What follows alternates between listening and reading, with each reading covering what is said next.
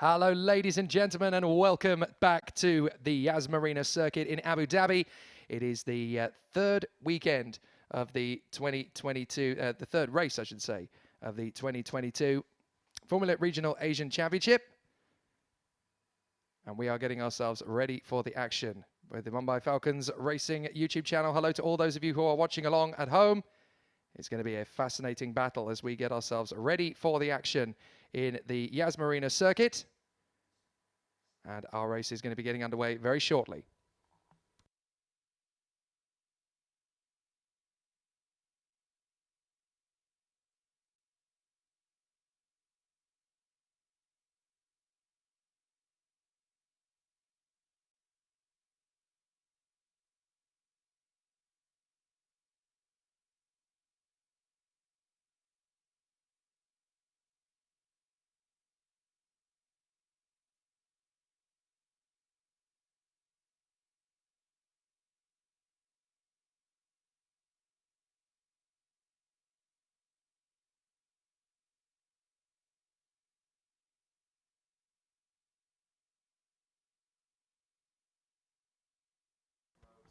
So now we are getting ourselves ready for the action. It is only going to be a few minutes away before we are in race trim here at Yas Marina Circuit. 3 races over the course of the weekend, and it is definitely going to be a sensational battle ahead of us as we get ourselves underway. My name's Jake Sanson, and I'm going to be bringing you all of the action as it happens here at Yas Marina Circuit. The third race is obviously going to be slightly different in structure compared to what we have had before. We had 2 races over the course of the weekend. Yesterday, we saw rookie sensation from Colombia, Sebastian Montoya, take his first win in his first attempt for the Mumbai Falcons racing team ahead of Italy's Gabriele Mini and the second Mumbai Falcons race driver, Arthur Leclerc.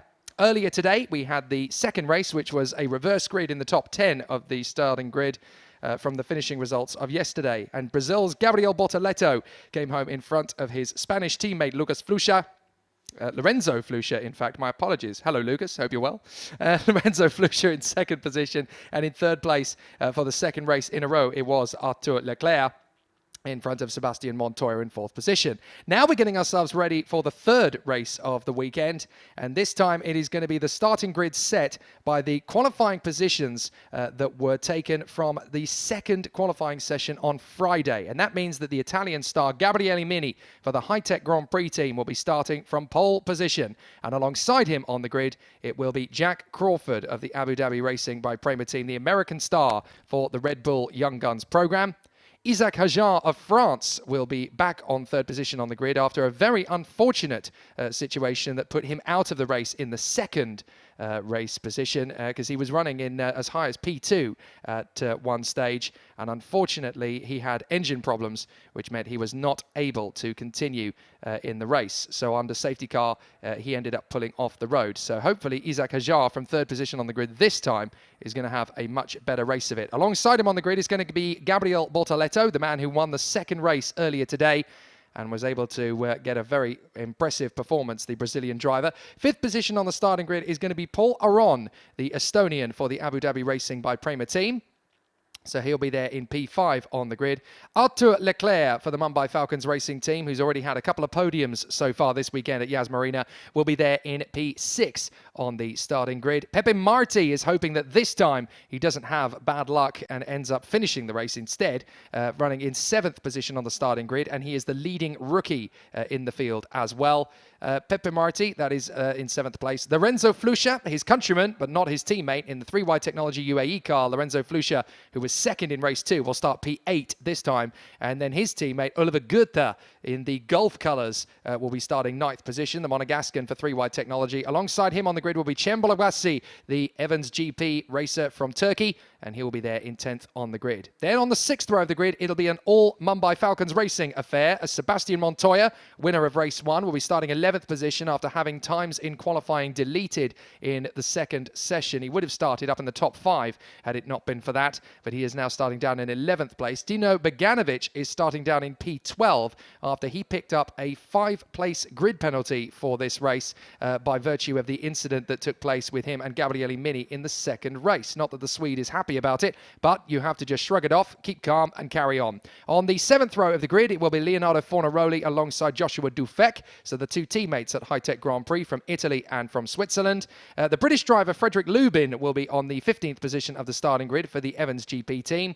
Alongside him on the grid will be the talented Emirati lady Hamda Al-Kubaisi, who a year ago, almost to the day, dominated here in the F4 UAE Championship by over 10 seconds to take her second win of the campaign. So watch out for her. She is an absolute flying sensation for the Abu Dhabi Racing by PREMA team. Levente Revesh is next up, 17th on the grid for Evans GP Academy, the Hungarian star who was formerly out of the Kart Republic Motorsport fold in the FIA Karting World and European Championships. Alongside him on the grid is the French sensation Hadrien David, who unfortunately got embroiled in an incident earlier in the weekend. The 3Y Technology driver ended up involved with Cembolek Bassi and the number 23 car of Pepe Marti in the earlier race, when all three of them ended up trying to head to the W Hotel at the same time, side by side. 3 into 1 just does not go, and that is why they ended up tipped off the road together. Ayato Iwasaki will line up 19th on the starting grid for the Pinnacle Motorsport team, and they will be there in 19th on the starting grid alongside the Black Arts racing car, and that is Bryce Morabito, the Luxembourger. It was his teammate Alistair Young who was doing a fair body of the testing alongside him, but unfortunately due to contractual obligations, Alistair Young was not actually able to get into the car this weekend. It was originally meant to be the Israeli driver Ido Cohen, so it's now not going to be him in position.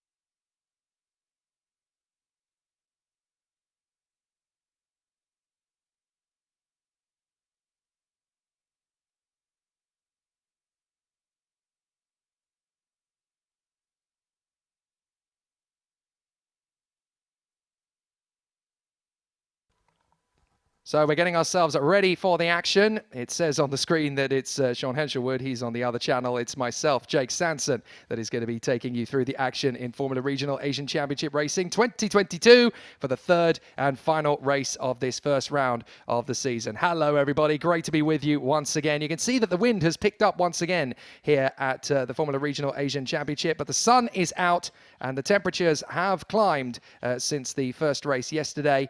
And having toured the circuit a couple of times, you really do get to appreciate just how much hard work has gone into the preparation of this weekend and this newly configured circuit. There's a few reprofiled corners around the circuit. Formula One fans will know all about that, of course, having seen that in action a month ago, where Max Verstappen famously claimed his World Championship title just over a month ago in his fantastic battle with Sir Lewis Hamilton. They climbed through the ranks of junior motorsport, and that is exactly what the drivers here today are hoping to emulate. They want to go through.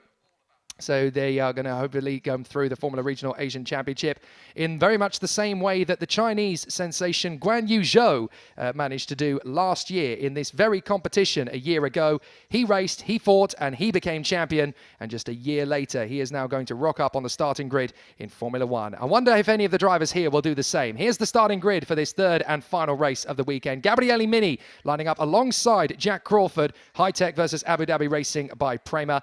Isaac Ajar in the similarly coloured Red Bull machine will be third position on the grid alongside the race 2 winner, Gabriel Bortoleto of Brazil. He will line up on the second row of the grid in the 3Y Technology UAE car. And that's going to be a very impressive quartet to run to the first corner. Gabriele Mini, Jack Crawford, Isaac Hajar, and Gabriel Bortoleto. Absolutely fantastic job between those 4 cars. Behind them, in the Abu Dhabi Racing by PREMA car, is the talented Estonian Paul Aron, who will line up in 5th position on the starting grid. Arthur Leclerc, who has been a double podium visitor for the Mumbai Falcons racing team. 3rd position in race 1, 3rd position in race 2. He will take his place on the 3rd row of the grid again on the outside row. Then Pepe Marti will try again, having had 2 tough races alongside his countryman Lorenzo Flusha on row 4. Oliver Goethe alongside Ciembolok Bassi on row 5. And then Sebastian Montoya and Dino Beganovic in the Mumbai Falcons cars will be on row 6. Montoya, the winner of race 1. Dino Beganovic trying and fighting hard. The 2 high-techs of Leonardo Fornaroli alongside Joshua Dufek. Frederic Lubin, the Evans GP driver, alongside the talented Emirati Hamda Al-Kubaisi. Levent Ravesh and Hadrian David. And then Ayato Iwasaki of the Philippines and Bryce Morabito of Luxembourg in the Pinnacle and Black Arts Racing cars, respectfully. Then it is David Morales, the American driver for the Evans GP Academy, and he'll be alongside his teammate Nicola Maranangeli in the Italian car. Then it is Amna Al-Kubaisi, the older sister in the Al-Kubaisi family for Abu Dhabi Racing by PREMA, and Salih Yaluch, the only Turkish driver ever to win a class at Le Mans, in 24th on the grid, from Khaled Al-Kubaisi and Thomas Luedi, the 3 Masters drivers taking up the tail end of the field. Hopefully, we're going to see Delano Van Toff make his way back to the Formula Regional Asian Championship in the next week at Dubai Autodrome. But certainly here, it is going to be very exciting indeed. Now, we'll have a fantastic opportunity to see the competitors around the circuit. Gabriele Mini will be in pole position, and having come close to taking the win in race 1 and being out of luck in race 2, the Italian will be absolutely determined to make sure he gets the win this time. And if he does, it will be 3 different race teams at the top spot over the 3 races, because Sebastian Montoya won the first race for Mumbai Falcons. The second race was won in fantastic style by Gabriel Bortoleto for 3Y Technology UAE. If Gabriele Mini were to take the win, it would be 3 different teams winning over the first weekend. And I know for a fact that Formula Regional Asia would absolutely adore that statistic, to have 3 different teams on the top spot to prove how competitive and how open it is. But if you missed the first 2 races, you will have to go back and watch them again, because they really have been sensational and proof that this Formula Regional Asian car, which has had a few upgrades since last year, and it's been worked on very much indeed by the guys at Tartus, it is definitely going to be really exciting as a season, because this car is definitely coming on strong. The Alfa Romeo engine has been worked on and improved. The cars can follow each other a lot closer than they were able to last year.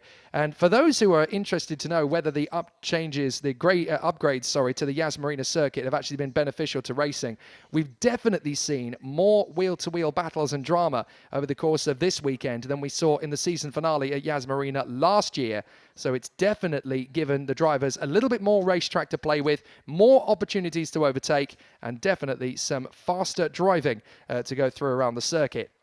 So let's see if we are going to have a good battle for the 3rd race of the Formula Regional Asian Championship 2022, Race 3. Jake Sanson with you on the Mumbai Falcons racing page, and this is definitely going to be a fascinating battle. Most of the personnel have been cleared off the racetrack. Now it is just the one lone mechanic that is with each car.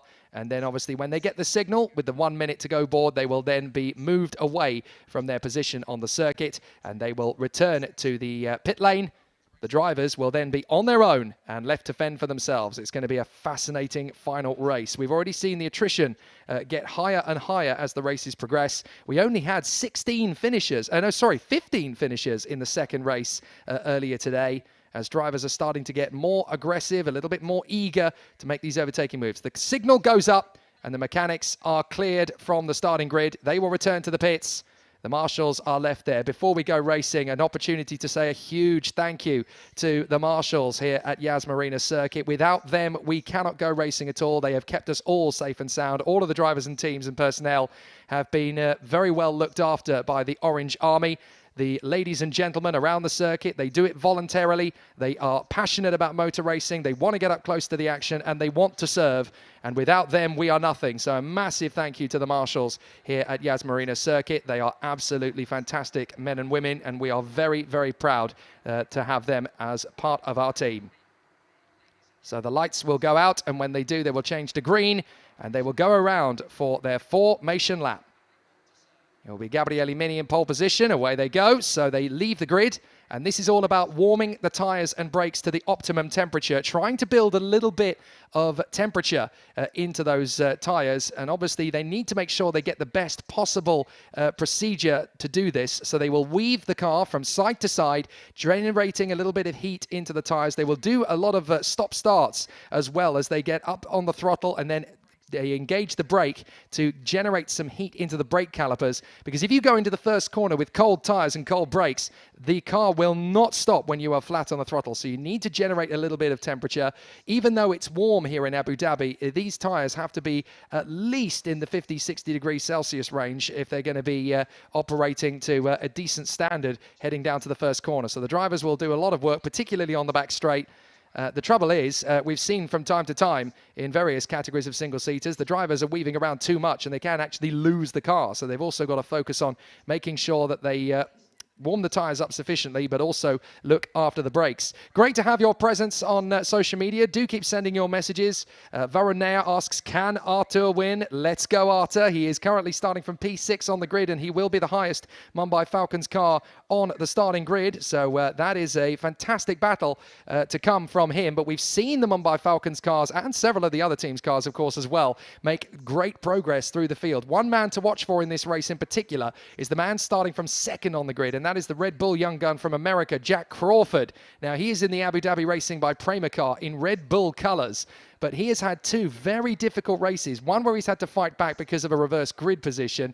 Because he finished 11th in that race, so he's had to try and fight back from 11th place. And in the first race, he started from the front row of the grid in this very position in P2, but the anti-stall kicked in on the starting line, and he couldn't engage the gear, so he was basically left stranded on the grid and ended up having to start once everybody had gone by. He was very lucky to be avoided by everybody. That is the 78, I do believe. That is Frederick Lubin in the Evans car, and he looks to be out of position to me. So I wonder if there is a slight issue with the Evans car, because that is not the correct grid position, because Frederick Lubin should be in about 15th position at this moment in time. So it's going to be an interesting battle for all of the competitors as they run in formation. So the cars will come to the starting grid. The formation lap is complete, and Gabriele Mini, check him out. He's already pointed his car slightly towards Jack Crawford's. He wants the best possible start, and he wants to let Jack Crawford know, I'm going to take the lead into turn one. Isaac Ajar in third on the starting grid. Gabriel Bortoleto will be P4. Then Paul Aron, Artur Leclerc, Pepe Marti, Lorenzo Flusha, Oliver Goethe, Cem Bolagbasi, and Sebastian Montoya and Dino Beganovic. The cars are into position. We'll get the green flag from the back of the field, and then we will be able to go racing. Let's check things out. The green flag flies at the back of the grid, and now we are going into the starting lights. Here we go. Let's race for the third time. Oh, and Gabriele Mini has not started. He has got barely away at all. Oh, my goodness, a big accident. Big shunt at the back of the field. A couple of cars involved in that one. And that is a lot of debris that has been left on the starting grid. Red flags, red flags. So the race has been stopped instantly.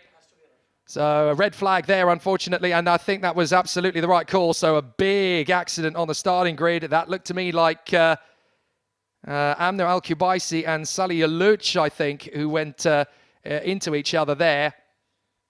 So a big incident off the starting line. Do not expect to see too many pictures of what's going on the start-finish line, because that would be disrespectful. Well, the race has been stopped.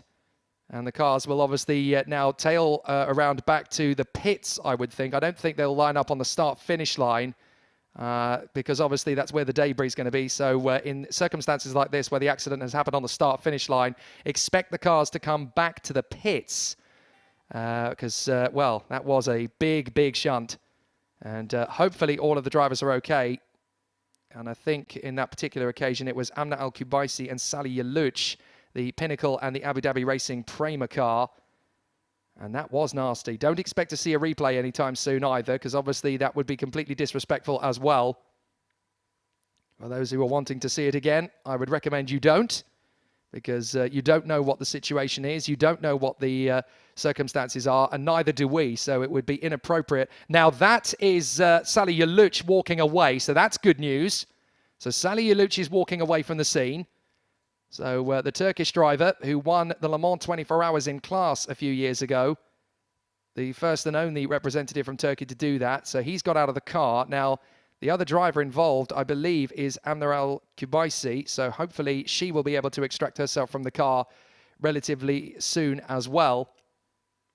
I do notice that Cemboluk Bassi has not come through either. So the Turkish driver, who might have had a problem with the anti-stall on the grid as well. So the cars are going to make their way back to the pit lane, I would imagine.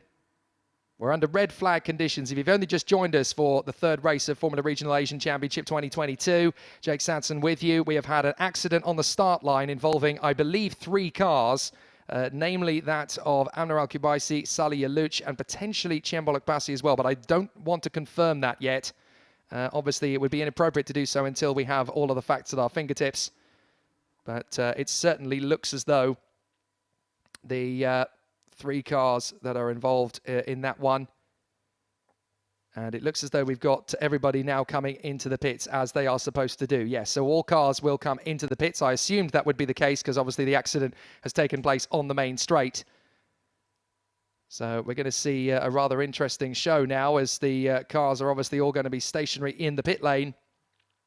And the recovery crews are going to do their best to make sure that the cars that were involved in that incident are going to be cleared up. Now, Frederick Lubin, the British driver, was not involved in that start line incident, but also didn't get away. So he had a mechanical problem on the slowing down, on the formation lap, sorry. So I would suspect that Frederick Lubin may be out of the race before it even gets away. So problems with his car. There are the cars into the pit garages. There is no point asking, can we see what's happening on the road? Because you don't know what's going on the road, and neither do we. So we will just allow the cleanup operation to happen. And it's obviously from the respect of the drivers. Now, one thing you can see on the left side of your picture, there is a car stationary there in the pits. That is Frederick Lubin's Evans GP. Now, he had mechanical problems before the race even began. So problems there for the Evans GP team, and certainly for the British driver Frederick Lubin. That's not what you like to see at all. So he is out of the race. So the mechanics will now return to their cars. The recovery crew, as you can see, are on the start-finish line. But there is absolutely no point at all going back and having a look and seeing what has happened. Now, Nani on YouTube asks, does the time pause during the red flag? It does. It is currently counting down at the moment, but it will revert back. So the clock may be ticking on the starting gantry, but the clock will return back. And in previous incidents like this, where we have actually had a red flag on the first lap of the race, and certainly on the start line of the race, what has happened in previous occasions, I'm not saying it's going to happen this time, but it certainly has happened in previous occasions, that the race will be completely reset and they will start again. Now, the drivers are coming out of their cars, so I can see that. That's Arthur Leclerc, I believe, getting out of his machine. So the drivers are now all on the pit straight in pit road. And they will obviously now be waiting to restart. But we don't have any official word as to when the cars will start again. Now, an interesting question has come in from Kritik Gujran. How does a car work in formation lap and then suddenly stop? That is a really interesting question, because the difficulty with the formation lap, obviously, is that these cars are designed to run at speed. They're designed to run at 110% on the throttle. So when you're warming up the car, you're having to blip the throttle, you're having to get on the brakes, you're having to coax the car around and drive it almost half-heartedly to make sure that you keep things safe. And that's when engine misfires can develop, because the engine is designed to run flat out as you go up through the gears and then decelerate through the gears again. They are designed to run at speed. So the fact that they're not running at speed on the formation lap means that that's when the little gremlins can start to kick in. And these Alfa Romeo engines are very good. They're very strong and very reliable. But if it's ever going to go just out of no particular reason. It's going to be on the formation lap when the engine is constantly on acceleration, deceleration, acceleration, deceleration.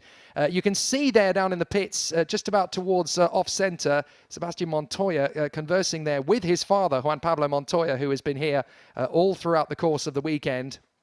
A very nervous father. I've never seen Juan Pablo Montoya look quite so nervous as I've seen him with Sebastian Montoya this weekend. And I was talking to him about it, saying, is it hard to watch him behind the wheel of the car? He said, yeah, it's harder than when I drive. When I drive, I'm in control. I'm watching my son, and I've got no control over what happens. So it's really difficult to watch him from the sidelines. But no, they've had a very successful weekend so far, considering they had a win in the first race as a rookie driver on his first attempt in Formula Regional Asia. He won the very first race of the weekend, and then in the second race, he started from P10 as a result of the reverse top 10 grid positions, and still fought his way back to 4th place. So Sebastian Montoya, it's rather unfortunate that he's not going to do the whole season of Formula Regional Asia, because he's only going to do up until the end of round 3 at Dubai Autodrome, which is in 2 weeks' time.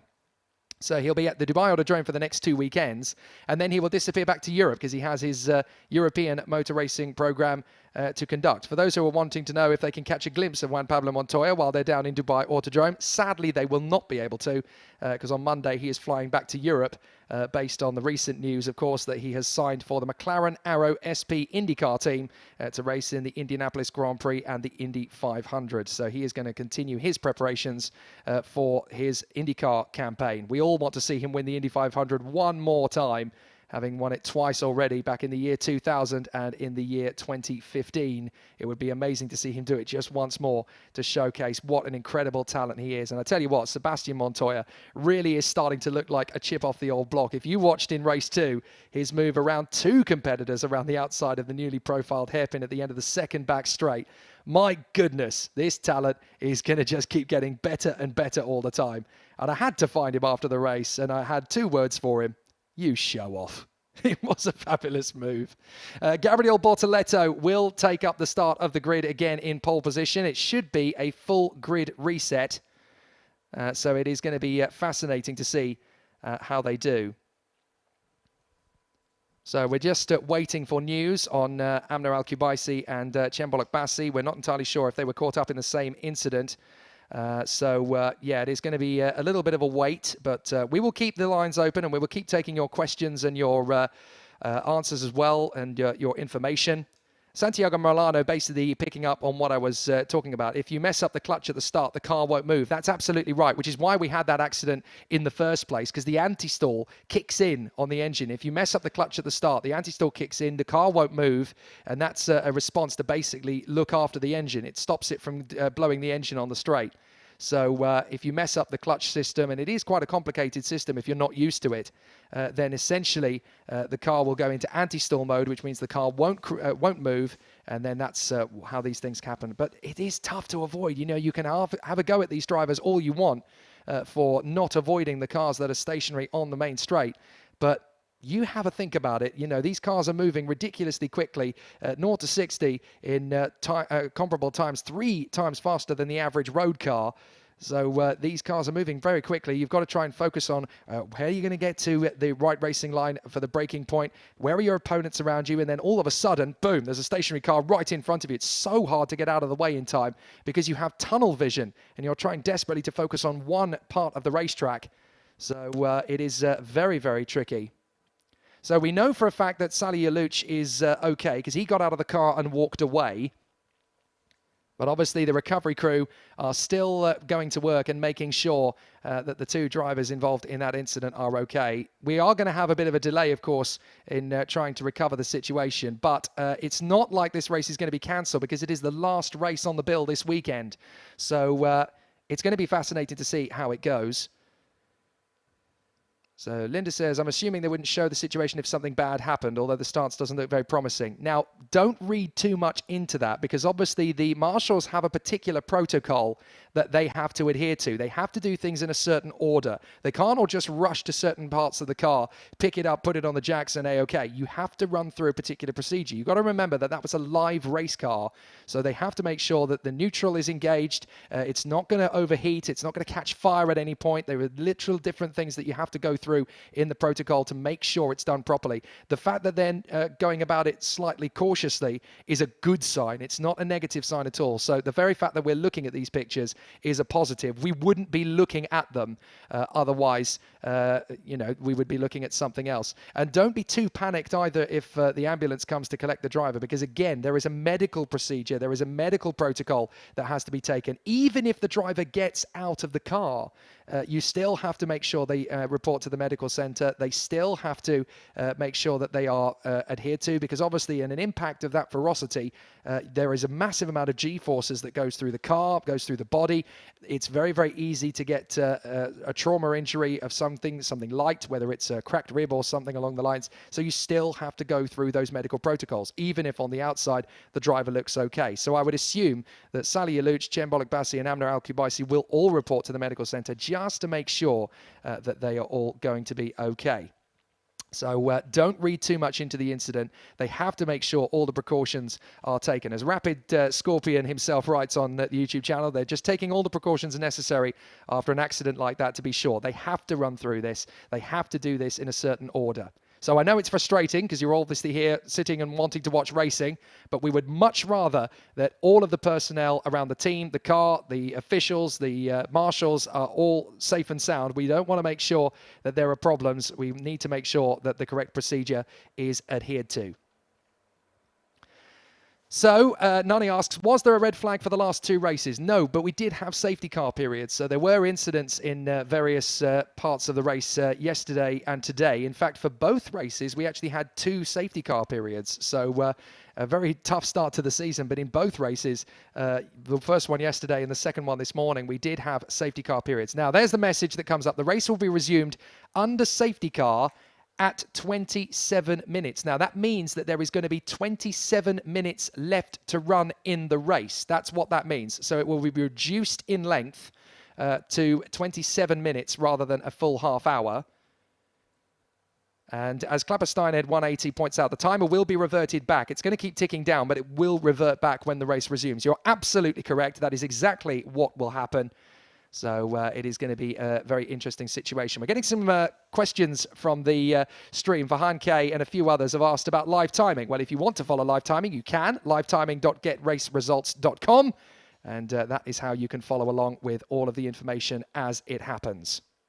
And in fact, the Mumbai Falcons team have actually shared it on the stream. Thanks, guys, keeping everybody up to date with what is happening. You are tuned to live coverage of the Formula Regional Asian Championship 2022, race 3 of this season. And it is going to be fascinating. Now, Saraj Gavani has said, no restart after a red flag. Will it be similar for all the race weekends? Well, just to correct you, there is going to be a race restart. The race will be reduced in length to 27 minutes. And is it going to be similar other race weekends? Well, it very much depends on the situation. There is a certain protocol and there are options that the race officials and the race directors can take. We are actually in a bit of a privileged situation here because the race has stopped at about well, it's been obviously under red flag conditions for a fair while now, but it is currently coming up to 10 minutes past 3 in the afternoon local time. And this is the last race scheduled on the day. So we've got time to play with here. We don't have to worry about it getting dark anytime soon. And we certainly don't have to worry about other races taking priority. So this is the last race on the bill. And that means that obviously this is obviously going to be the only thing to focus on. So now, Daniel Scuso points out that's a good sign that we're going again soon. Yes. Now, the fact that we are going to restart is obviously a fairly positive sign, because if it was the worst case scenario, then we wouldn't be restarting. So the very fact that we're going to means that obviously the drivers have been extracted from their cars. They're going to be inspected by the medical teams. And I guess you'll have to follow their social media channels for updates, as well as any news bulletins from Formula Regional Asia, their Instagram feed and their Facebook feed to get further information. But the good news is that we wouldn't be restarting if it was the worst case scenario. So that's not on the table. So that is very good news. I have to say, you have to give full credit to the people behind the scenes here at Formula Regional Asia. It is an incredible team of people and a phenomenal bunch of competitors as well. And we have seen some phenomenal performers on and off the track as they continue to battle away. But these cars, they just get better and better all the time. So we're going to see some great performances from them as they continue to proceed. But it's worth talking about the structural integrity of these cars. They are phenomenal machines, and this is the standard Formula Regional car around the world that basically replaced regional Formula 3 competitions, because obviously now FIA Formula 3 is on the Formula 1 paddock. So to structure things a little bit less complicated, the Formula Regional category was brought in to get rid of any confusion. So it is the segue between Formula 4 cars on the national level and Formula 3 cars in the Formula 1 paddock. So it kind of, it's the halfway car in between. But what a fantastic machine it is that they are racing. The Formula Regional Asia car, formerly Formula 3 Asia last year, but this is a phenomenal machine. The Tartus chassis car, the AR-F3R, 270 brake horsepower, 4-cylinder turbocharged Alfa Romeo 1750 TBI, and it has a 1.7-litre engine, but it is capable of 270 brake horsepower at 6,000 RPM. It's a very tough machine, but obviously it is a FIA homologated Tartus Halo chassis, and the carbon composite front, rear and side crash box has kept everybody very safe and sound in that particular situation. Now, let's have a look at the situation. Lots of questions coming in. This is exactly what we were hoping for in the situation. Shreyansh Swami asks, could the safety car have moved through the pit lane rather than giving a red flag? The answer to that question is no, because obviously there was a phenomenal quantity of carbon fiber that had basically parted company with the cars and showered the circuit. So while they could have continued the race, there wouldn't really been much race to talk about, because it would have taken a long time for the cars to be cleared up, and the time would have ticked down beyond the race distance. So it was much better to stop the race and to obviously give the fans and the drivers in particular a chance to go racing. Now, I'm just looking out of my commentary box window just behind the pit garages here, and I can see the state of Sally Yaluch's car. And it's taken a real panel bashing, particularly on the left front quarter. So big damage to the car there. And I have to say, looking at the scratches on the halo, it has done its job again. And everybody who doubted the potential slightly aesthetic problems of the halo, of which I was a critic at the start, I genuinely felt it was going to ruin the aesthetics of the car, and it wasn't going to make the show look particularly spectacular. I am glad that I was a skeptic and have been able to change my opinion, because that halo has been saving lives left, right and centre, and I am now a changed man in terms of position, because it really has saved so many lives. And I think we've actually dodged a bullet or two here today in what was a ferocious looking accident on the start. But Sally Yaluch has got out of the car and walked away, and I have a feeling that the others have done still as well. Now, DJ Namish asks, if they resolve the issue, will Gabriele Mini be allowed to rejoin? Now, this is an interesting question, because obviously he had a bit of a problem off the start and was not leading the race at the time of the red flag. Now, because they've announced that the start is going to be, oh my goodness, I've just looked at Chembolek Bassi's car as it's come through. That's the car that has taken the most quantity of damage. And essentially, that car is scrap. That car is never, ever, ever going to run again. It's got massive damage to the right side, to the rear quarter, on both the right and left side. I mean, I'm sure that that's probably going to end up in Chembolek Bassi's living room as a simulator at some point, because he is an F1 esports turned single-seater star and will be in Formula 2 later this year. But that's about the only use that that chassis and monocoque is going to have, because it genuinely won't go racing again. But I noticed that Chembolek Bassi is not in it, and they haven't had to cut him from the car or anything. So I think he's got away with that one as well. So a bit of a sigh of relief from everybody. But it's an interesting question that DJ Namish brings up. I'm not entirely sure what the procedure is, because 27 minutes to go suggests that we may have a restart after the end of the first lap rather than a full restart. And we are starting behind the safety car, not a full regrid. So he actually raises a very solid point there. We may actually go racing in the positions at the end of lap 1. And that means that Gabriel Bortoleto would be leading from Isaac Hajar, Paul Aron, Jack Crawford and Arthur Leclerc, with Gabriele Mini all the way down in 16th position. Now, that would be heartbreaking for the Italian, But it's something that we do have to bear in mind, because obviously if they're going to do a safety car restart rather than a full regrid, and the race will run at 27 minutes, then that is obviously going to be a problem for Gabriele Mini. So Fatima Ahmed wants to know, when will the race be resumed roughly? Well, it will be in a few minutes' time. So it's going to be a very interesting situation, but obviously they just need to make sure that everything is tickety-boo and hunky-dory. You can see the official there on the start-finish line just making sure that the last few checks are carried out. But the recovery crew has now lifted Chambolic Bassi's machine into the pit garage, what's left of it I should say, because it is absolutely in tatters. I'm sure you'll see the pictures on social media if you are so inclined. But the good news is that we are scheduled to restart again, and the only reason we are going to be restarting again is that we are in a position to do it. Now, Amna Al-Kubaisi's car has come back to the pits as well. And again, Amna Al-Kubaisi is not in the car, and I didn't see any ambulances on the track to extricate. So I think they've been able to get them all out of the car under their own steam. But they will, all three of them, of course, be going for medical checks. So that is fascinating. So let's have a look at a few more of the questions and comments. Varun Nar asks, how close is this car to the FIA Formula 3 car? Fairly close, I would say. There are just a few subtle differences. The engine being the predominant one, because it is an Alfa Romeo engine that is in the Formula Regional Asian car, and it's not an Alfa Romeo that is in the FIA Formula 3 car. So there are slight differences.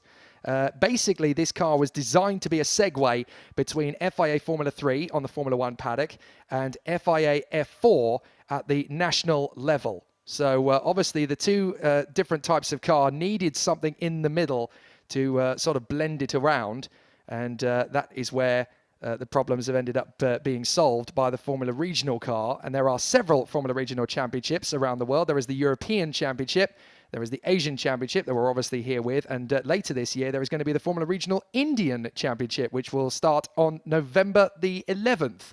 And that is going to be the first time, certainly in a long time, that the Indian motorsport scene is going to have such a huge presence with such a competitive international race car. And it will combine with Formula Regional Indian Championship, as well as having Formula 4 in India for the first time, which is very exciting. And it showcases that the talent pool in Indian motorsport is going to have a massive boost. And that is absolutely fantastic stuff.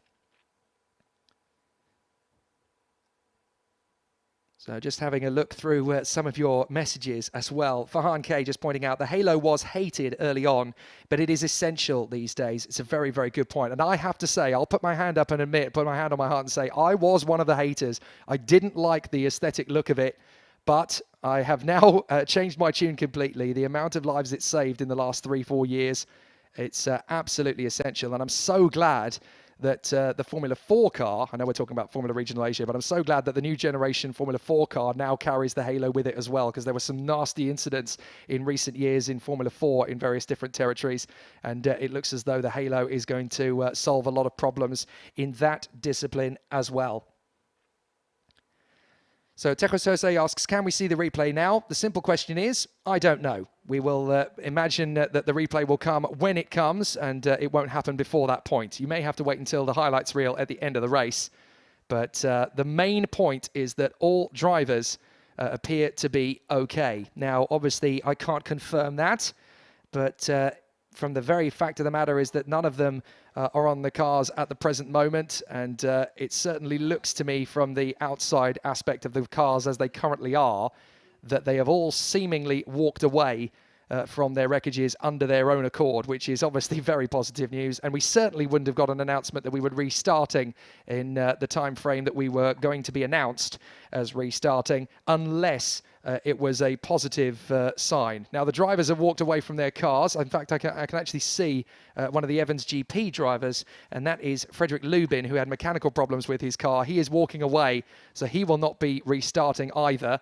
And he had a mechanical problem before the race even started, as his car was touring in.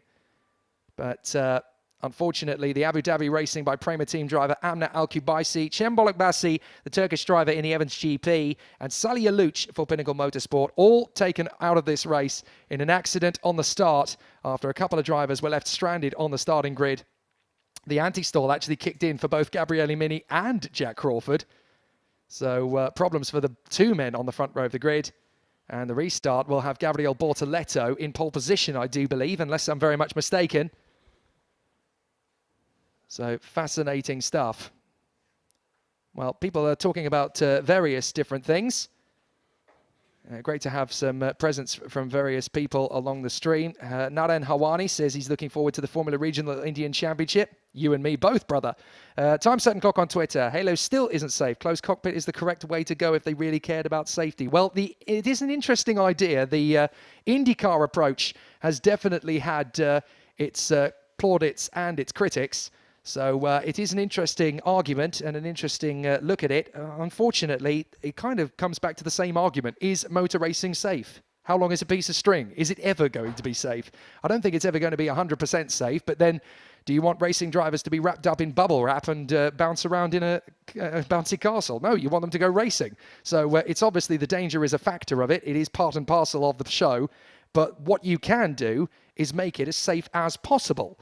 And that is exactly what the Halo was designed for. Now, Falk Russ talking about our hero from last year, Jahan Darawala, who shows promise in the PREMA. We may even see an Indian in Formula One. We may well do. And that would be the third time that we would see a Formula One driver from India. And I have to say, that would be a very nice moment for me personally as well, having seen Jahan Darawala climb his way through the ranks back in British karting in 2012 with what was then known as the Force India Academy team. He did a fantastic job in British karting that season, won a British title in 2013 alongside his teammates Tarun Reddy and Arjun Mayani, who were very impressive competitors from India in their own right, and still are, of course.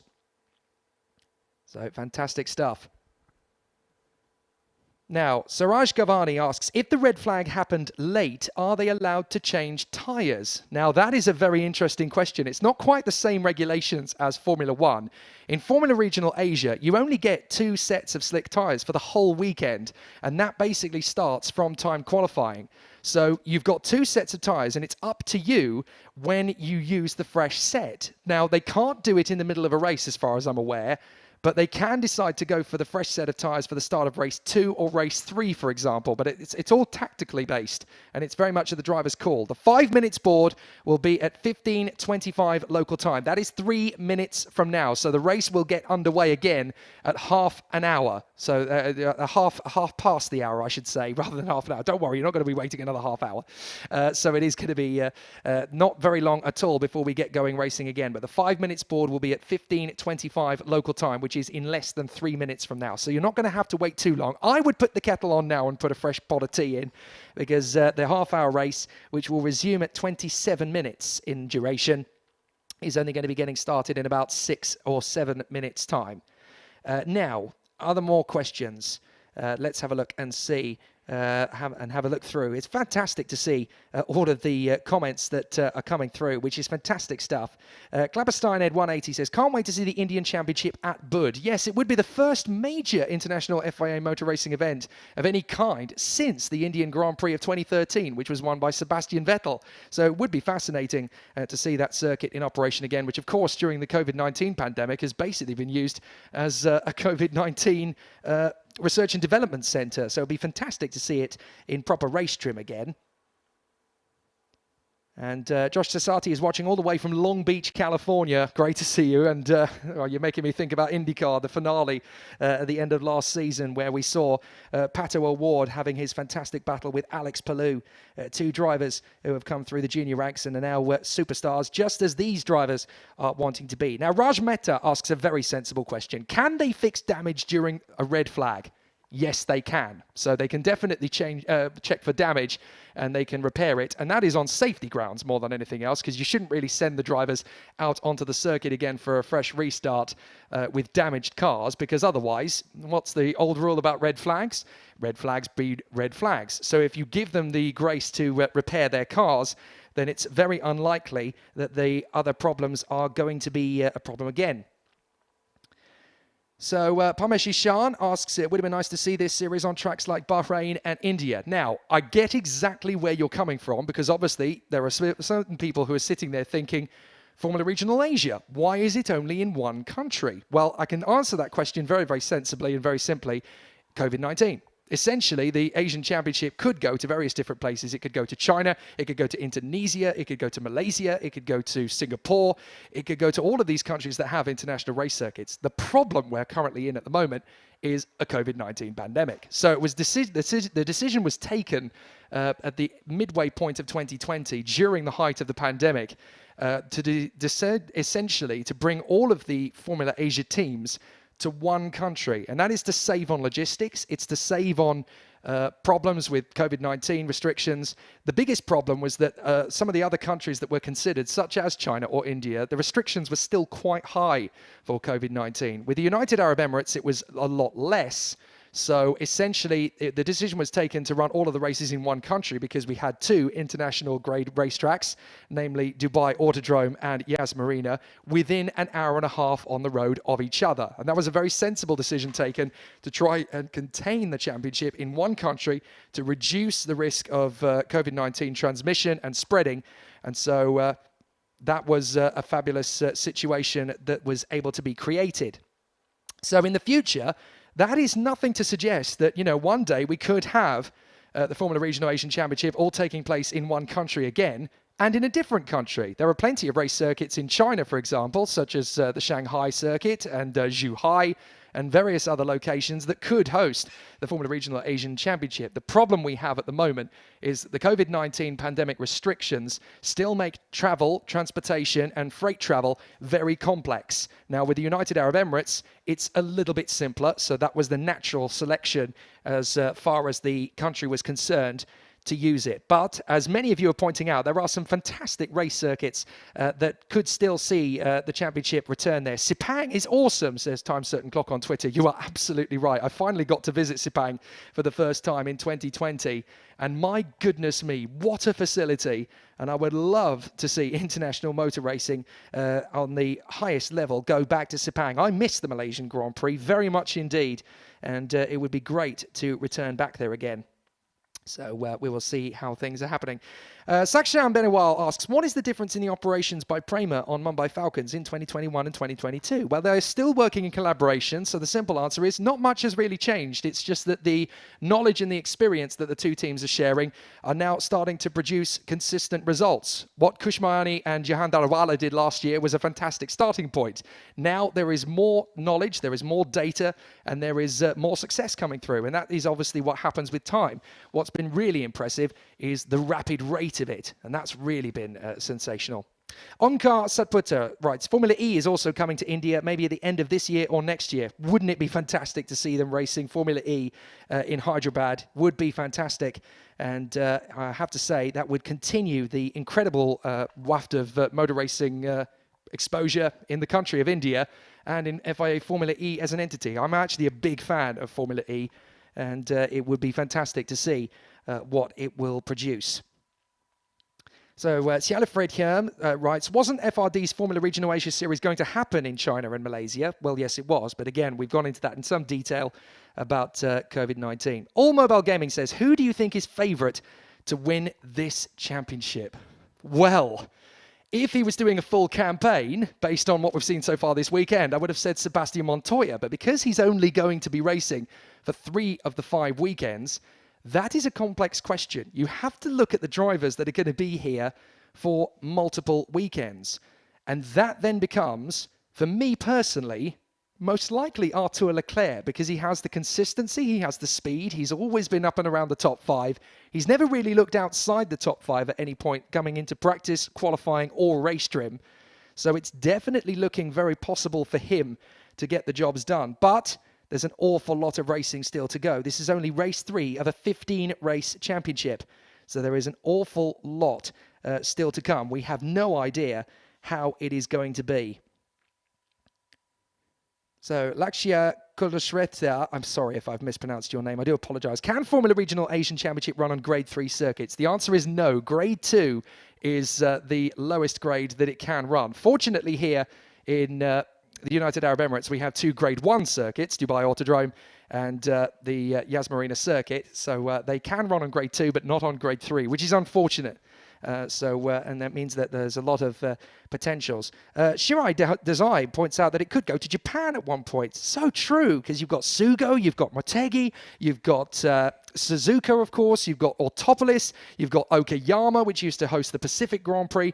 Now there is an opportunity. If anybody wants to make that one happen in the future, sign me up. I love sushi and everything about it.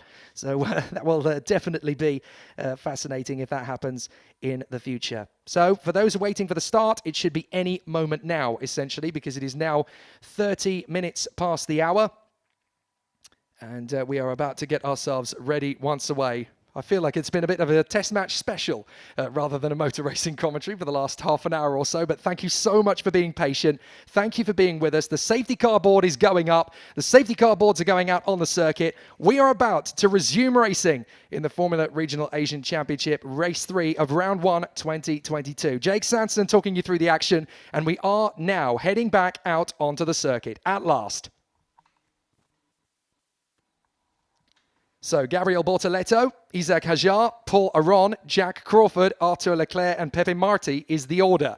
And you've got to feel more sorry for Gabriele Mini than anybody else because he was originally on the front row of the grid. The anti-stall kicked in and now he is down in 16th position on the starting grid essentially for this one. Although they won't form up on the grid.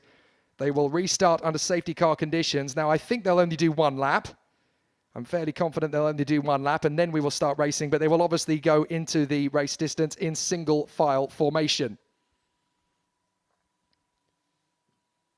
So now the competitors getting themselves ready. This is all a positive sign, by the way, but they have been told that there is a slippery track flag at the exit of turn 16. So obviously, because of the ferocity of the accident, there's obviously had to be some cement dust go down onto the circuit. So the drivers have just been reminded that because that happened, you're going to have to just keep your wits about you out of the final turn and along the main straight, because obviously it could still be very difficult in terms of reduced grip. So just be mindful, guys. And they're going to obviously have to be very careful on the restart. But Gabriel Bortoleto is your race leader from the start of this one. Isaac Hajar, Paul Aron and Jack Crawford will be giving chase. Then Arthur Leclerc, Pepe Marti, Lorenzo Flusha, Oliver Goethe and the Mumbai Falcons cars of Dino Beganovic and Sebastian Montoya. Leonardo Fornaroli will be going from 11th on the grid. Joshua Dufek, the high-tech driver from Switzerland, will be P12. Hamder Al-Kubaisi, the Emirati, will be in Abu Dhabi racing by PREMA Car number 88, starting from 13th. Then it will be Leventa Revej, Hadrian David, Gabriele Mini, way down in 16th place. And then it is going to be 17th for Nicola Maranangeli, David Morales in 18th place, Brice Morabito, and then Ayato Iwasaki, Khaled Al-Kubaisi, and Thomas Luedi. The retirements already, Chembolok Bassi, Amna Al-Kubaisi and Salih Yalouch, who were involved in that first start pile-up. And then Frederick Lubin, who will not get going after mechanical problems before the race begins. So the battle is continuing as the drivers will go around. Yassine points out, I really hope the stalling in the Junior Series can be sorted somehow. There have been so many accidents that have been caused by it, and sadly, they're normally heavy incidents. I see what you're saying. It is an important point, but without it, you would have the possibility of fire if the engines blew, and that is way more of a difficulty than the anti-stall.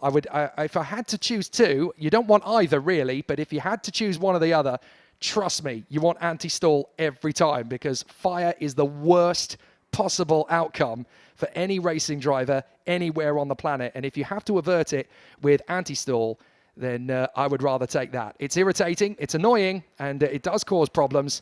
But if you've got to pick one or the other, you'd pick anti-stall every single time.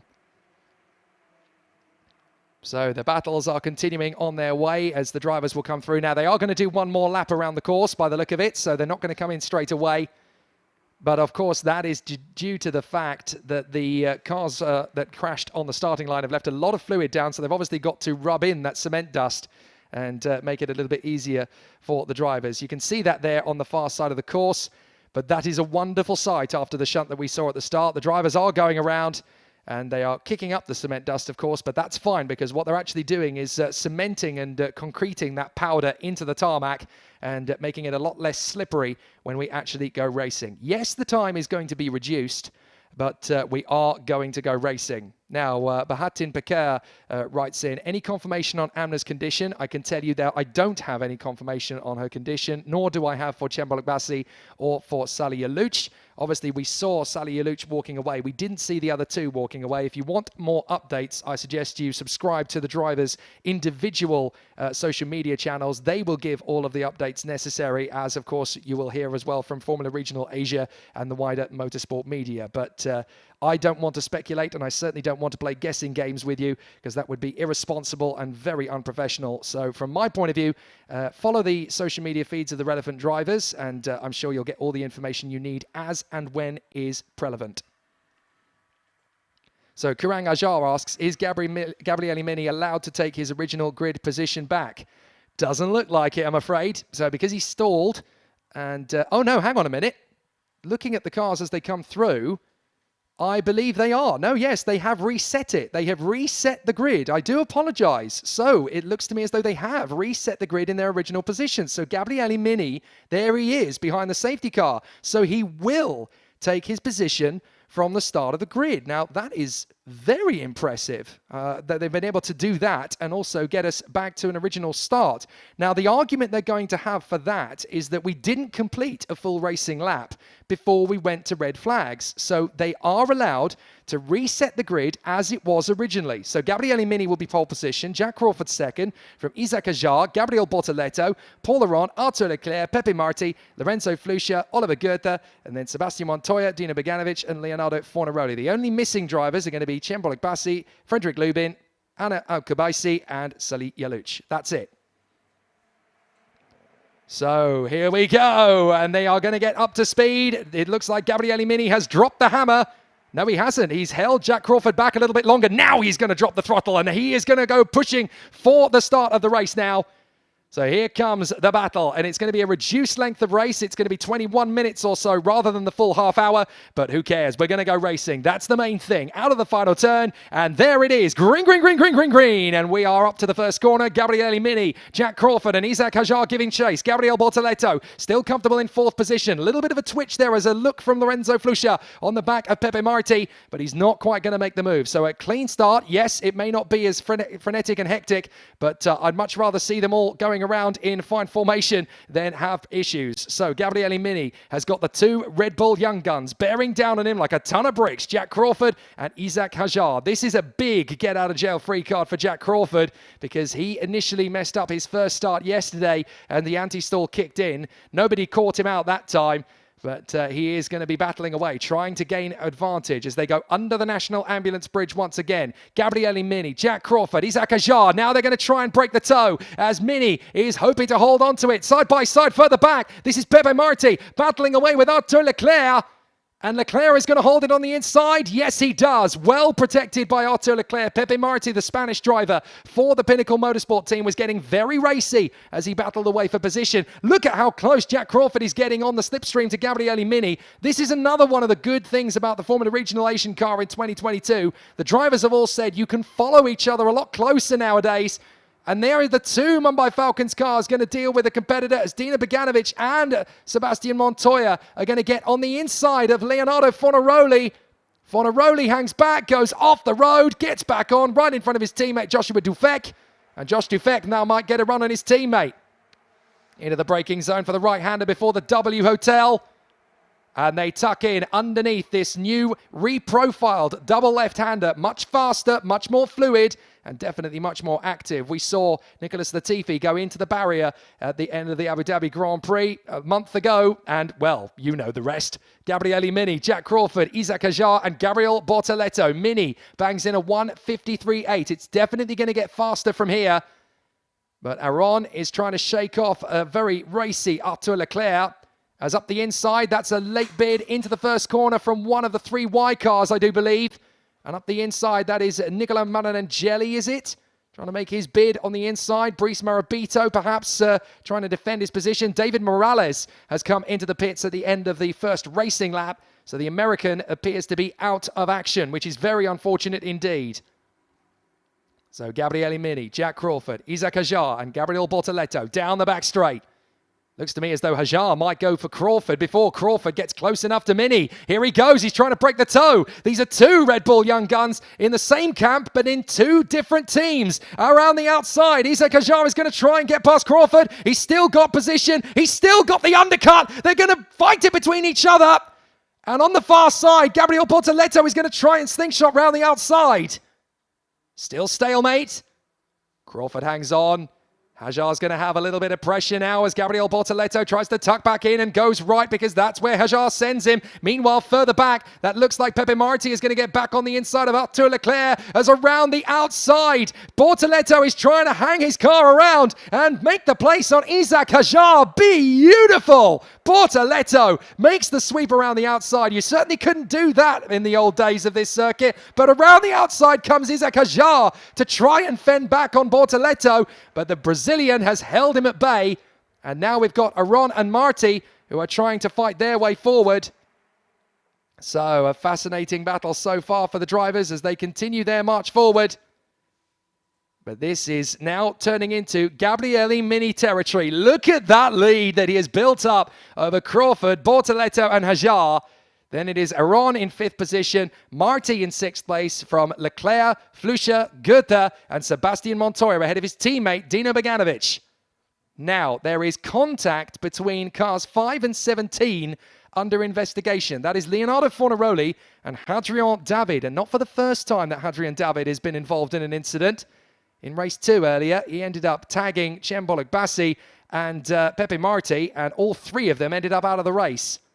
But Gabriele Mini, this is paradise. How about that for a lead? 2.4 seconds with 16 minutes to go. And if it stays like this, we're going to have 3 different teams winning the 3 opening races of Formula Regional Asia. And for all of us who are fans of motor racing, that's what we want. Bring it on. Oh, here comes Isaac Hajar. He's going to try and get one over on Gabriel Bortoleto. Late braking. Perfect from the Frenchman. But now can he shut him down on the exit? Because Bortoleto is going to get the slipstream. Oh, and that's one of the... That's Oliver Goethe, I think, going off the road and making up some places. So he's going to have to give those back. But Bortoleto's not done yet. Hajar sends him wide. Bortoleto comes back on the inside. Hajar sweeps back across. Lockup as on the inside comes the pinnacle of Pepe Marti. He gets through on Paul Aron. So now up into 5th position comes the Spaniard Pepe Marti. And now he's going to try and take on Gabriel Bortoleto. He's been denied in the first 2 races. Pepe Marti rolls his sleeves up. Do you think I'm going to take defeat this time? No chance. He's going to go for it. Up and under the double left-hand apex. Trying to get right in behind Gabriel Bortoleto. Back on the power. Into the right-hander. Now, what can Pepe Marti do about the Brazilian this time? He's going to have to reset, regroup, and try again as Gabriele Mini bags in a 1:53.2. He is half a second nearly quicker than every other driver in the field. He's gone. He's checked out Charlie. So Crawford, Hajar, Bortoleto, Marti, Aron, Leclerc, Flusha, Goethe, and Sebastian Montoya. Then Dino Beganovic.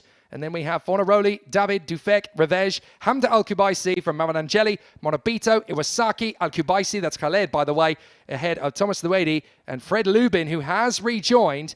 David Morales has not. Into the hairpin, and still no big moves, but now Crawford is trying to drop Isaac Hajar as Gabriele Mini stretches to 3 seconds clear.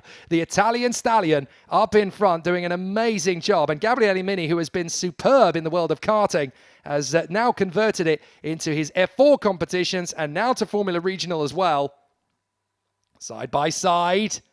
Very careful. You've got to be watchful and mindful of those wings, because if you start tagging each other, that's where the problems are going to start to rise. This midfield battle really starting to shake on a pace. Marti, Aron, Leclerc, Flusha, Goethe, Montoya, Beganovic, Fornaroli and David. Josh Dufek is there in P14. Now, is there going to be a twitch from Leclerc? Yes, there is. He's going to try and get back on terms with Paul Aron, the Estonian, who is part of the Mercedes AMG fold.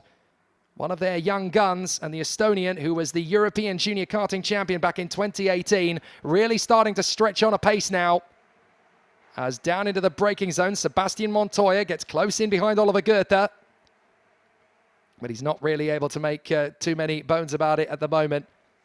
But Gabriele Mini out in front, 2.6 seconds ahead of Jack Crawford at the end of the last lap. And now he is stretching it out, doing a fantastic job. So Gabriele Mini over the line once again.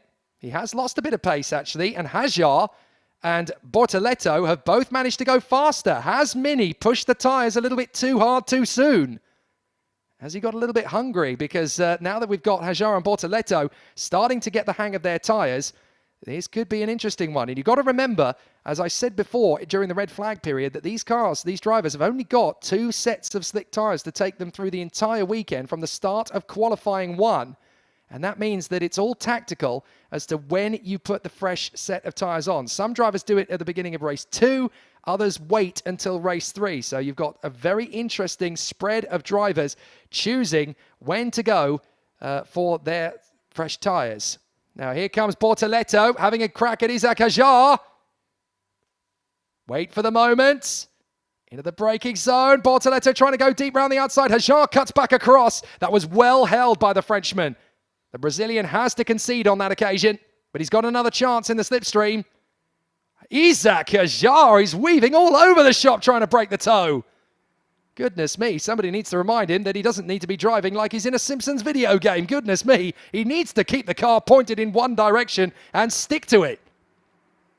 So Isaac Hajar in front of Gabriel Bortoleto. Hanging on to it at the moment. Bortoleto trying to get a move on the inside. He nearly has a go for it. You've got to be very, very confident if you're going to make that move. So Isaac Hajar comes through. Bortoleto in 4th place. Marti, Aron, Leclerc, Goethe, Flusher, Montoya and Beganovic down in 11th. But the battles are still hectic here in the 3rd and final race of the weekend in Formula Regional Asian Championship. And my goodness, is this a sensational battle. Out of the final turn, down the straight. 11 minutes to go for Gabriele Mini. He still has the pace. He still has the gap over Jack Crawford. But it's definitely going to be very tricky as they go into turn 1 once again. So the battle's really going on in fine style. And a very good point made by Klapperstein at 180. 2nd, 3rd and 4th need to stop battling because Mini is just disappearing. It could well be that they have already resigned themselves to their fate, that they're not going to catch Gabriele Mini with 10 minutes to go with 2.7 seconds advantage. So they may as well just fend for the 2nd place and have every man for himself. A big lunge on the inside there of Beganovic from Hadrian David, and Beganovic nearly hits the barrier trying to defend. My goodness, Beganovic squeezed out of road, and now he's going to have pressure from Leonardo Fornaroli. Fornaroli is going to be the next one in tow. He goes around the far side. Josh Dufek is behind them. What will Dino Beganovic do to defend? He's got to cover, he's got to cover, he's got to cover. Be careful. Nicely done from the Swede. A little bit of drift on the way through the left, but he's got plenty of acceleration and no wheel spin. That means he can get the car back in the straight and narrow and disappear away from Leonardo Fornaroli's blind spot. Meanwhile, Josh Dufek, Fornaroli's teammate, has said, well, you couldn't have a go at him. I'm going to give it a go. So now he gets in the slipstream, tries to go around the outside of his Italian teammate. Fornaroli's not playing. Now, Isaac Hajar and the number 23 of Pepe Marti have been given their warning for track limits at turn 1, and that's their first warning. So some interesting battles there already being dissipated. Now, I'm being told that the incident that was being investigated earlier on between the 2 drivers, no further action is to be taken. So that means that there is not going to be any penalty handed out. So the racing can continue, pure and simple. Gabriele Mini bangs in his best lap of the race, a 1:53.0. But the fastest lap of the race comes in from Arthur Leclerc, 1:52.947. It turns out that there must be something in the Leclerc blood, because Arthur Leclerc is just as impressive as Charles was at the same stage of his career. So Arthur Leclerc is banging in some great performances as well. So Mini, Crawford, Hajar, Bortoleto, Marti, and Arthur Leclerc. That's your top 6, and they've got 9 minutes to settle it out. But this now comes down to a little bit of tactics. This comes down to tyre management. The faster driver is going to be the one that looks after their tyres the best, because they will be older tyres for most of them. But those who've got fresh tyres on will definitely have a little bit of a performance advantage. Mind you, I was talking to Hamda Al-Kubaisi yesterday, and she was saying, I actually find that when the tyres are fresh, I'm really struggling to get the balance of the car. The more life I put into the tyres, the more I get out of the car. So actually, as the tyres age, the better I drive. So not every driver is finding that fresher tyres is the way to go. And that's interesting because normally you would basically suggest, well, the fresher the tyre, the better the racing car. But it turns out that's not always the case. Now, there's been contact between Khaled Al-Kubaisi and Thomas Luedi, the two Masters drivers who are battling for the win, and they are under investigation. Now, you've got to remember that they are battling for the win because Salih Yalouch is out of the race. So it's between those two. Here comes Oliver Goethe having a go at Luna Flusha. I've named all three of them at some point. Lorenzo Flusha. Apologies, Lorenzo. He is second place in the earlier race today, and now here he is in race 3, battling away for position. So Lorenzo Flusha is holding his nerve here in front of Oliver Goethe. And then we've got Hadrian David battling away with Sebastian Montoya. Montoya is still in front of him for the moment. Another new fastest lap from Arthur Leclerc. He's just getting a string of 152.9s now. But the problem is that he's really struggling to gain the upper hand on the drivers around him. So Gabriele Mini in front of Jack Crawford, Isaac Hajar, Gabriel Bortoleto, Pepe Marti and Arthur Leclerc. So Neve Francis wants to know, what does a master driver mean? Well, a master driver is of much older age in wisdom and experience than the competitors in the younger categories. Up the inside goes Hadrian David. He makes the move on Sebastian Montoya. Montoya is going to try and get him straight back on the switch as they go down the the back straight. Montoya's trying his best. David is holding off Montoya big time. Now that is a little bit naughty from Hadrian David because he's swarming around rather a lot more than he should be. Montoya's drawn level. Is he going to beat into the braking zone? No, he's going to be smart here. He's going to back out and watch. He's going to get a faster exit. He's gone slow in, fast out. And now he's going to have better acceleration as he comes off the turn. Here he goes. He's got the slipstream. And he's going to go side by side with Hadrian David. Now, he managed to pull off an amazing move on the outside hairpin. They're banging wheels as they get to the braking zone. And Sebastian Montoya is now going to try and get the switch on the inside of Hadrian David on the exit. David desperately pulls the car across the apex. No chance, mate. I don't care if you won the first race or the raffle. You're not getting past me. So Hadrian David, having fought his way past Sebastian Montoya, aggressive as you like in his bid to keep the Colombian at bay. So fascinating stuff, but Hadrian David, well, talk about flirting with the limits. He was definitely dancing with it on that particular occasion. Gabriele Mini goes into the next lap, and that is lap 12. Fastest laps of the race come in now from the Red Bull twins, Crawford and Hajar, but they are not in the same team. They're in the same academy, the Red Bull Junior program, but Jack Crawford is racing for Abu Dhabi Racing by PREMA, and Isaac Hajar is racing for High Tech Grand Prix, and he now has the fastest lap of the race. So Mini, Crawford, Hajar, Marti, apologies for the quality in the picture. It will correct itself, I'm sure. But Gabriele Mini in front of Jack Crawford. Now, car 17 is to report to the stewards after the race. Guess who that is? Hadrian David. He's been very cheeky out there. And clearly they feel that he was a little bit overzealous with Sebastian Montoya. So Hadrian David is going to have to try and explain himself. What, Gov? I never did nothing. I never did anything. I don't know what you're on about. I never did anything. I was a racing driver, just being a racing driver. Oh, Hadrian. Try and invent some excuses now, mate, because you're going to need some. So Gabriele Mini in front of Jack Crawford, Isaac Hajar, and Pepe Marti, who has got past Gabriel Bortoleto. I didn't spot that. I do apologize, but Marti is the car in front of Bortoleto now. So Marti, having gone off the road in both of the first two races, now wants to get something back by being in as good a position as he possibly can be in the third race. And fourth place would definitely do some of the damage, a great justice.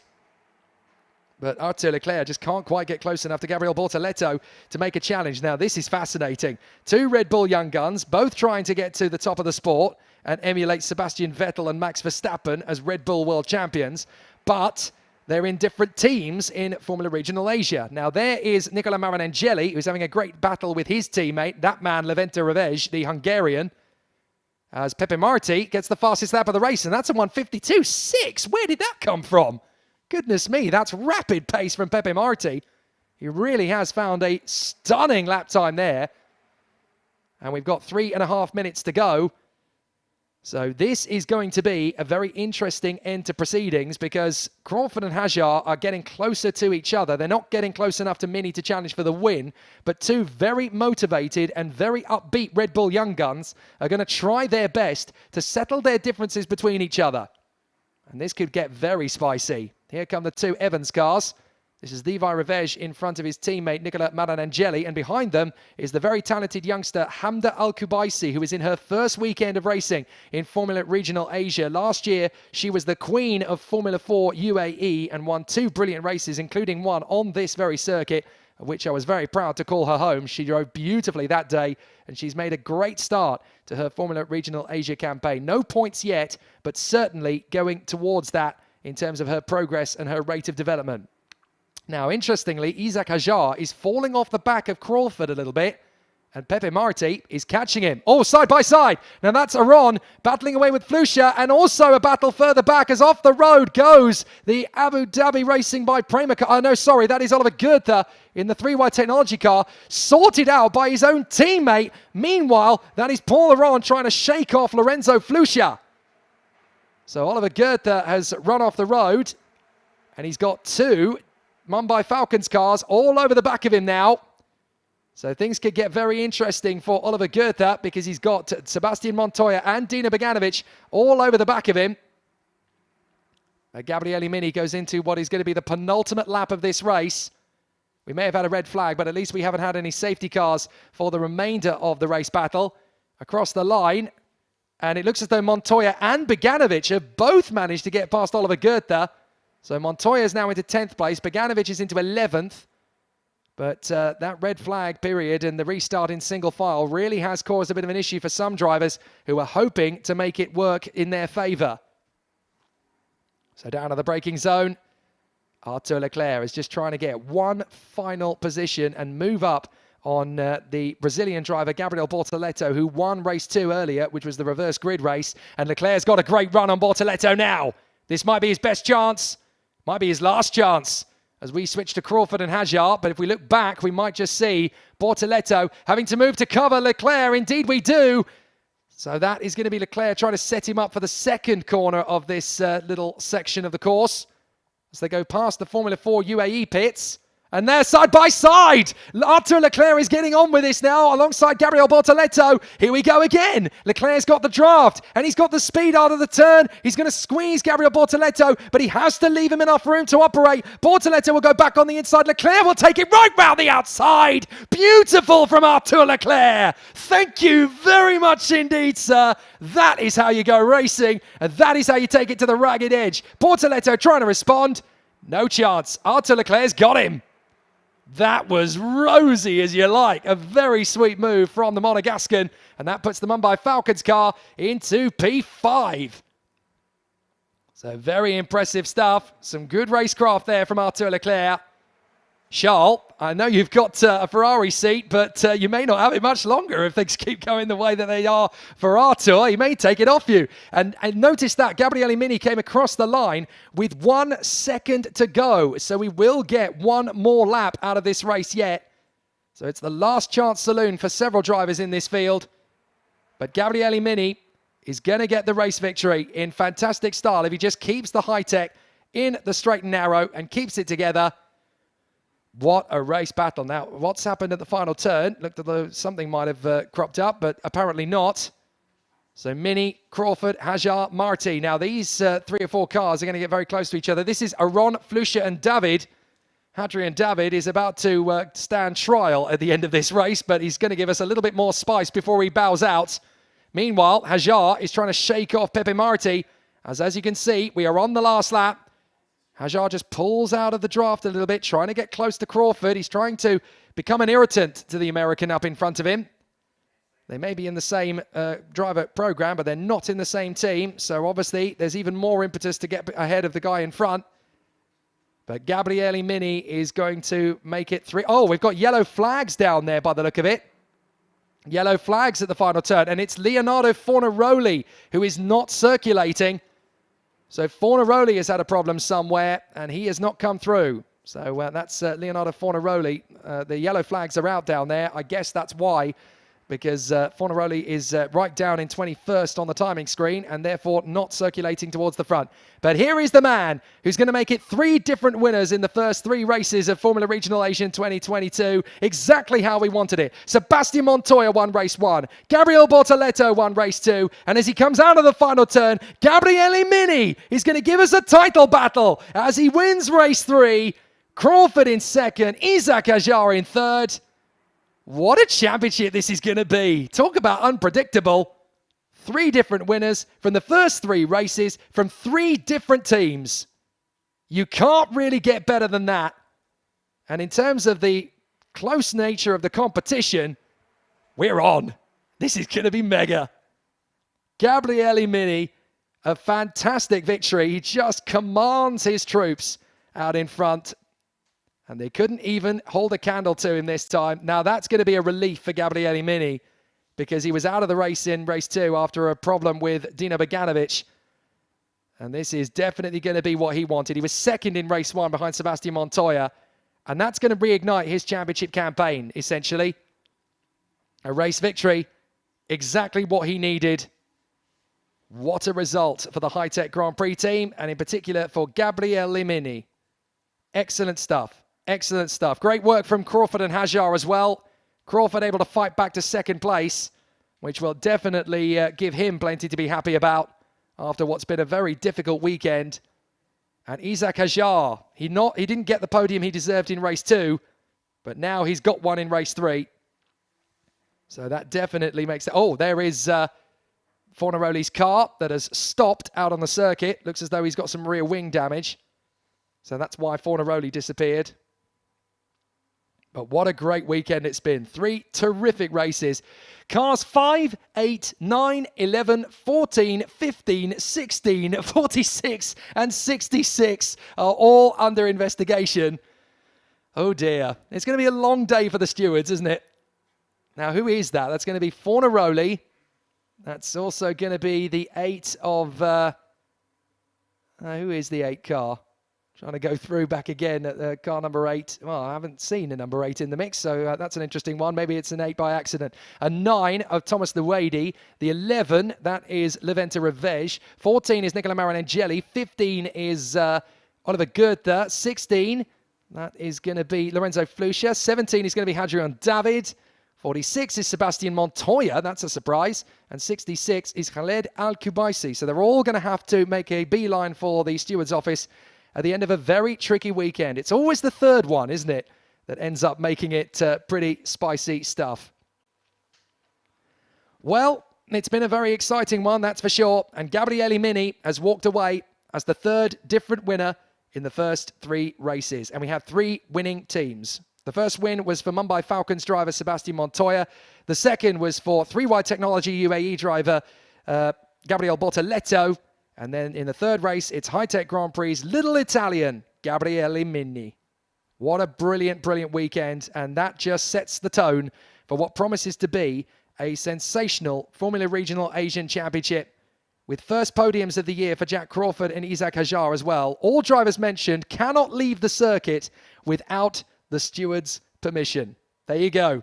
Do as you're told. It's as simple as that. I'm sure they'll catch up with him in Dubai next week if they don't, but they still have to toe the line. Well, amazing 3 races. Your company was very appreciated, folks, and we're going to get to do it all again a week from now on the Mumbai Falcons racing page, where not only will you get to have the 3 Formula Regional Asian Championship races, you'll also get some F4 UAE Championship racing next week as well. It's going to be absolutely fantastic stuff. We're really excited about it, and it's going to be a great, great weekend. We are thrilled to bring you all the coverage from Dubai Autodrome a week from now, and we will have some sensational battles. But the championship is alive and kicking, and we are really going to enjoy the next 4 weekends of great battles. Here's the results from race 3. Gabriele Mini in front of Jack Crawford and Isaac Hajar. Pepe Marti and Arthur Leclerc from Gabriel Bortoleto, Paul Aron and Lorenzo Flusha. Hadrian David and Sebastian Montoya in the top 10. Dino Beganovic and Josh Dufek just missing out on points in this 3rd race from Leventa Revej of Hungary and his teammate Nicola Maranangeli. Hamda Al-Kubaisi ended up in 15th place in a very difficult race for the Al-Kubaisi family.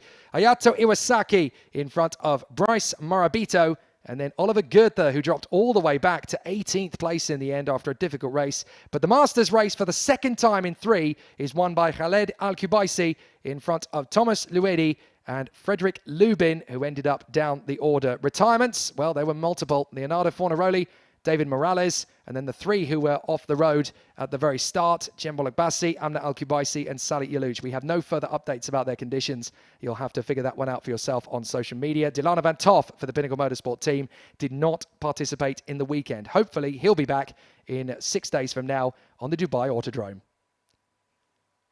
Well, it's been a fantastic race weekend. 3 different winners from 3 different teams on the Yas Marina circuit. Massive thank you to everybody here in Abu Dhabi. We have started the championship in the best possible fashion with 3 magnificent race weekend battles. And now we've got a championship fight on our hands. Sebastian Montoya, Gabriel Bortoleto and Gabriele Mini picking up the race victories.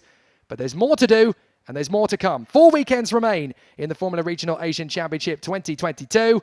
And we are going to have so many thrilling battles as this championship plays out. I'm Jake Sanson. Hope you've enjoyed the coverage on the Mumbai Falcons Racing page. See you in Dubai.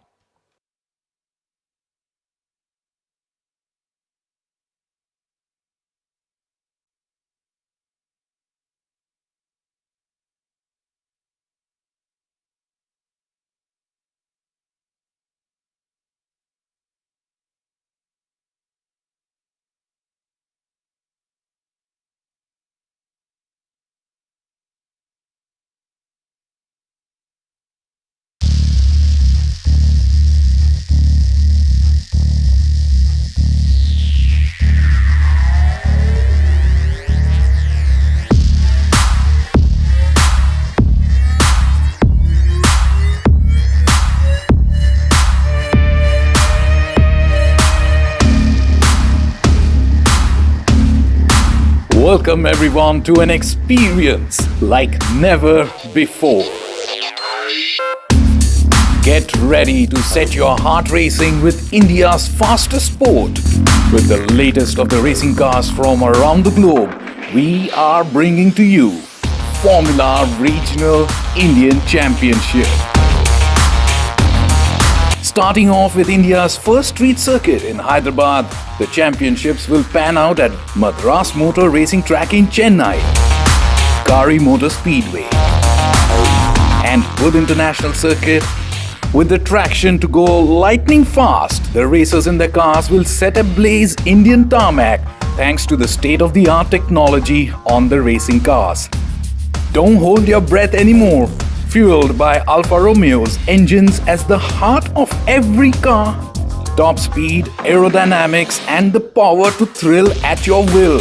This racing endeavor will be a one-make championship with Team PREMA.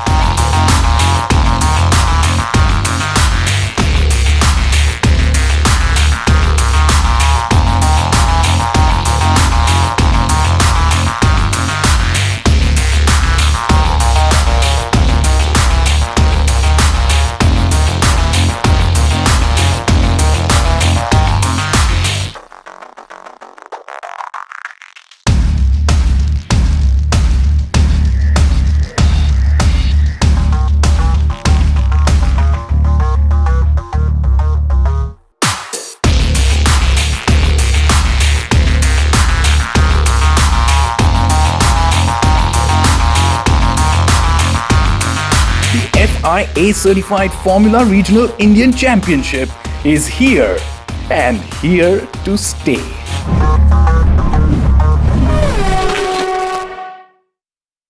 Yes, it's me. And no, it's not cricket. But it's the same energy. It's not between the runs, but the laps.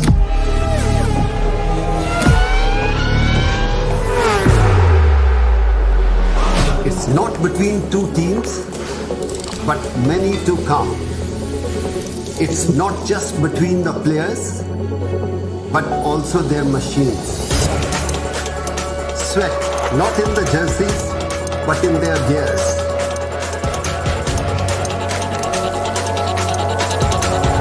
It's about the race this time.